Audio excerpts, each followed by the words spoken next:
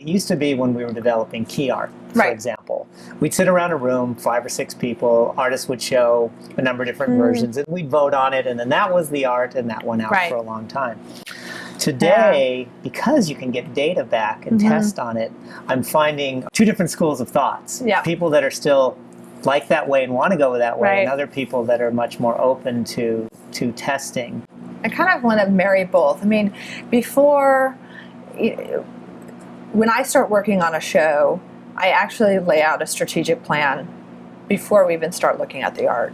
One of the shows that we've got in development is Flashdance. So, before we even thought about the art, I laid out, okay, who is the audience for this?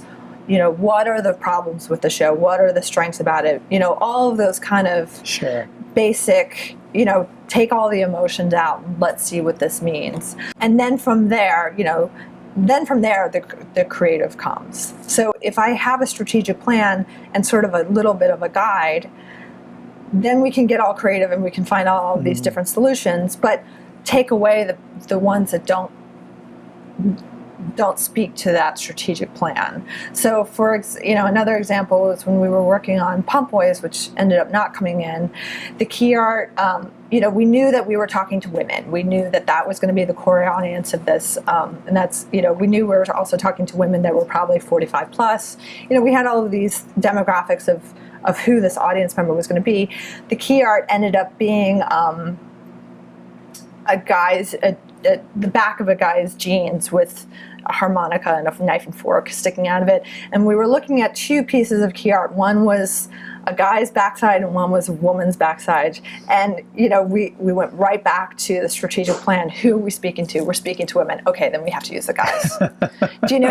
I do. I mean, that's so simple, but without it, you might look at the other one and be emotionally, the Right. beauty of it, and Right. say, well, let's go with that. Right.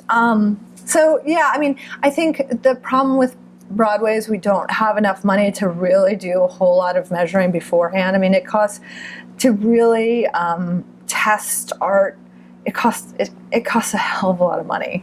So until we can get to the point where we're really doing audience testing, I think you sort of have to go with some kind of strategic plan. And maybe that, that to me, laying out a strategic plan, involves looking at what else is in the industry and, talking to some key people and, sort of figuring out, it's not just, off the cuff, oh, I'm going to put in this strategic plan. So a lot of thought goes into what that is before. But I would love to do more testing. It's just budgets.